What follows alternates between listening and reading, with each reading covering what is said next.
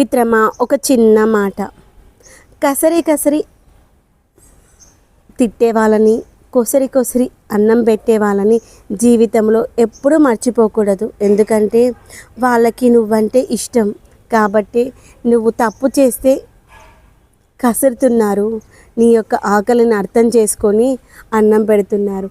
అంతేకాని వాళ్ళ అవసరాలను వాడుకొని నువ్వు ఎలా చేసినా ఓకే గుడ్ అని చెప్పట్లే. చూసావా, నిన్ను కసిరినా, నీ ఆకలిని అర్థం చేసుకొని నేను ప్రేమగా దగ్గర తీసుకున్నా అలాంటి వాళ్ళు ఈ రోజుల్లో చాలా తగ్గిపోయారు.